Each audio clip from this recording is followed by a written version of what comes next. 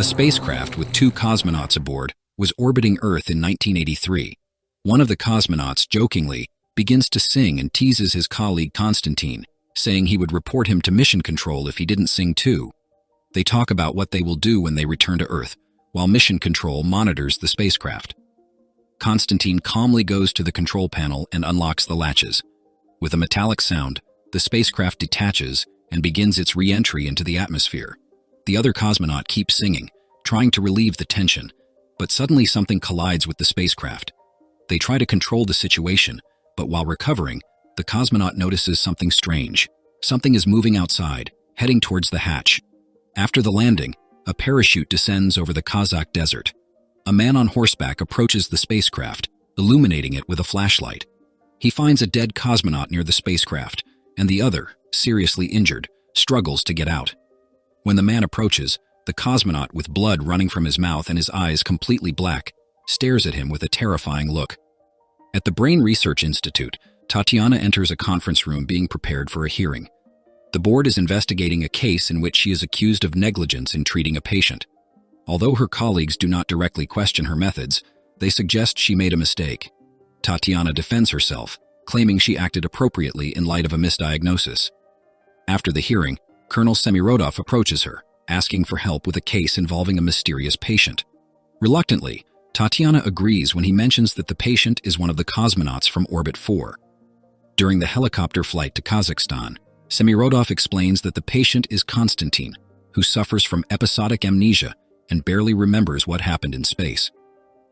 Upon arriving at the research facility, Semirodov grants Tatiana access to the main areas, promising more freedom later. They observe an attempt at hypnosis on Konstantin, but he refuses, stating that his mind has been trained to resist such manipulation. When Tatiana meets Konstantin, she introduces herself and closely observes his behavior.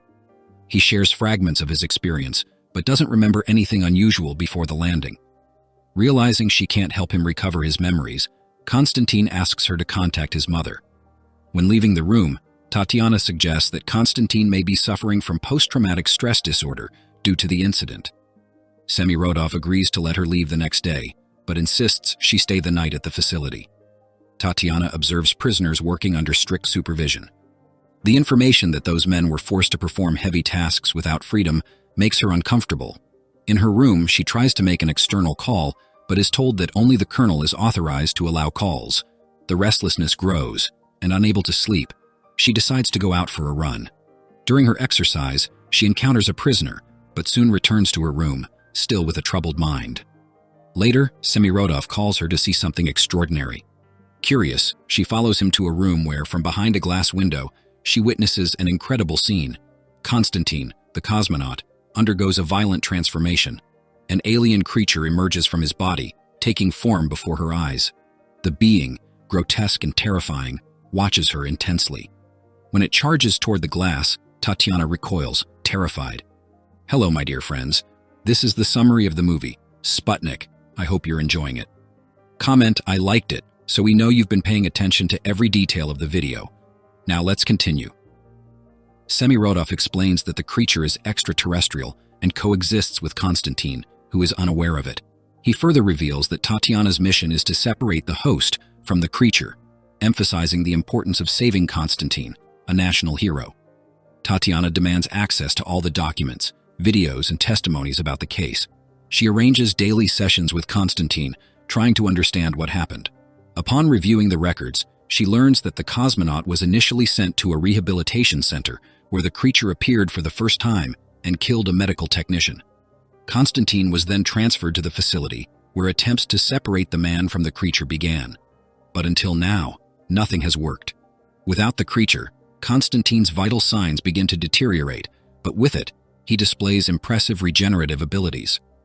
When the creature is sleeping, it takes up little space inside Konstantin, but when it exits, it can extend up to 1.5 meters, releasing a toxin that renders him unconscious.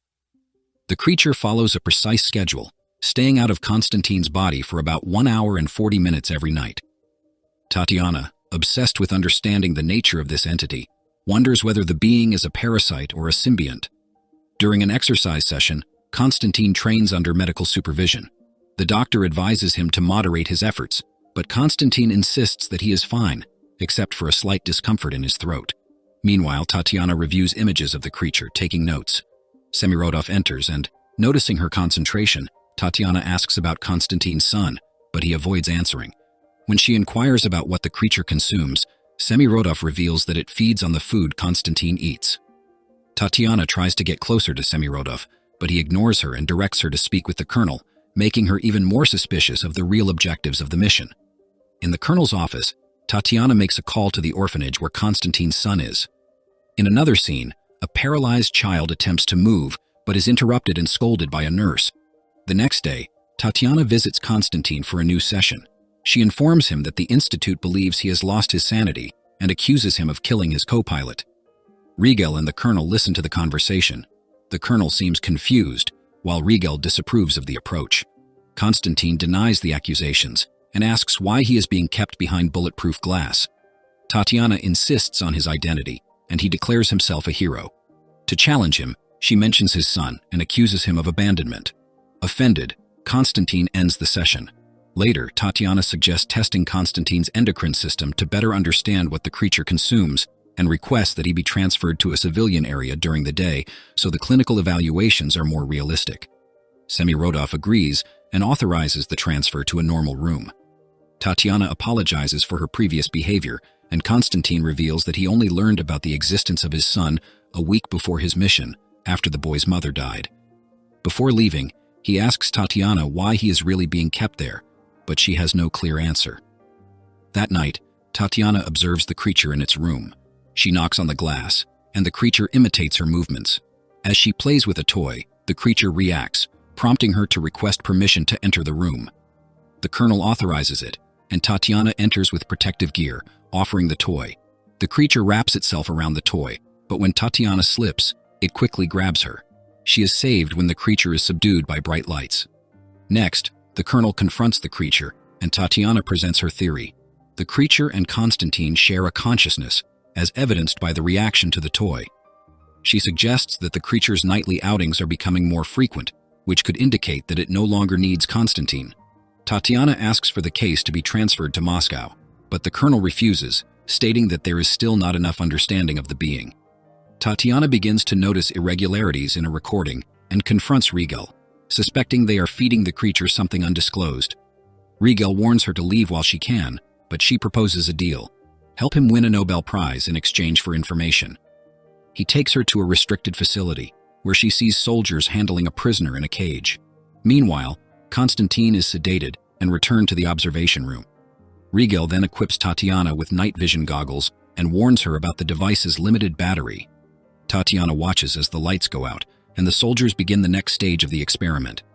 The creature exits Konstantin's body and is guided to the cage. She watches the scene from a car while seeing the creature attack and decapitate a prisoner. A noise she makes draws the attention of a soldier, but Rigel distracts him, preventing Tatiana from being discovered. Later, Rigel takes her back to the dormitory and reveals that the creature feeds on cortisol, the fear hormone. He emphasizes that the decision to use humans was made by the colonel. Tatiana calls him a coward and leaves angrily. The next day, Tatiana convinces Konstantin to run with her. While fleeing, she explains that she needs to involve the government to separate him from the creature. However, Konstantin runs away and asks her to check if they are being followed. He instructs her to find him at dawn. That night, Konstantin pretends to take the medication but vomits it, crushes it, and mixes it into tea. He distracts the nurse by inviting her to watch a movie. While she sleeps, Konstantin disassembles the TV to get a magnet, which he uses to interfere with the security cameras. This allows him and Tatiana to move undetected to the cold room, where Konstantin finds bodies and his own medical exams. Tatiana asks if he feels the creature inside him, and Konstantin admits that he is the creature itself, recalling everything she has experienced. He reveals that if Semirodov finds out, he will never be released. Konstantin says that his co-pilot is alive and asking for help. He begs Tatiana to help him survive 2 more weeks at the institute until the Moscow evaluation ensures his freedom. Tatiana questions how he can endure more murders, and he responds by asking if she would have chosen suicide. Tatiana says yes, but Konstantin refuses to die or let guilt dominate him. He wants to live to be reunited with his son. Meanwhile, at the orphanage, Konstantin's son receives a package, and the nurse mocks his deformities. At the institute, soldiers take Tatiana to the colonel, who debates the morality of the experiments. Tatiana opposes human sacrifices, but the colonel insists that the prisoners were criminals. He invites her to watch a feeding, where two prisoners are placed in the cage with the creature. As she approaches, Tatiana begs the colonel to stop and offers to find alternative feeding methods. To prove her determination, she enters the cage and begins to sing the song Constantine used to sing. The creature, which was agitated, begins to calm down slowly. The colonel and Rigel watch, impressed, while Tatiana takes notes on the creature's ability to adapt and recognize sounds. As Tatiana starts to sing, with her soft and calm voice, Constantine, who is in his room, slowly reacts, regaining consciousness. However, the calm is broken when a prisoner tries to escape. The creature attacks him viciously, killing him instantly. The sound of the struggle echoes through the halls. The colonel, still shocked, asks if Constantine can control the creature. Tatiana answers no, but believes that over time, if they work together, they can learn to control it. The colonel insists that she and Constantine put aside their differences and work together to resolve the situation. The next day, in a secret conversation with Rigel, Tatiana uses Latin to ask for his help. She explains that if they don't manage to escape soon, they will be lost. Rigel hesitates but eventually gives in and hands her sedatives, asking her to keep it a secret. Tatiana uses the sedatives on a guard, then goes to Constantine's room and suggests one last attempt, a drug cocktail that mimics a rare and fatal disease, creating a condition to separate Constantine from the creature. Constantine hesitates. He fears the creature might survive without him and doesn't want to abandon the only thing he believes has saved his life. Furthermore, he feels guilty for abandoning his son. Tatiana convinces him, reminding him of who he is and what he has lost, persuading him to take action. Rigel gives Tatiana the keys to a car and points out where it's parked. However, Rigel decides to stay behind, allowing Tatiana and Constantine to escape. The escape happens quickly, with Tatiana and Constantine fleeing without being seen. Meanwhile, Rigel goes to the colonel's office to contact the authorities and provide information about the institute. At the same time, another soldier finds the unconscious guard. The security footage shows Tatiana and Constantine escaping. The colonel, furious, orders a response team to capture Constantine alive and eliminate Tatiana. The team locates the fugitives and intercepts them. Tatiana and Constantine try to hide, but they are quickly discovered. Constantine asks for the syringe with the drug, and Tatiana throws it to him. He injects the liquid into his chest, and the creature breaks free, attacking the soldiers. With brute force, the creature begins killing the soldiers, while Tatiana, terrified, drags Constantine toward a car. They manage to escape the facility, fleeing to freedom as the lights of the base go out behind them. The colonel faces the creature, using a smoke bomb while shooting, but both are injured.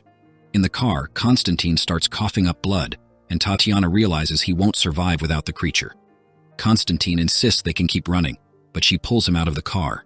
The colonel questions her decision, and Tatiana explains that the creature and Constantine have formed a complete symbiosis, with no possibility of separating them without killing both.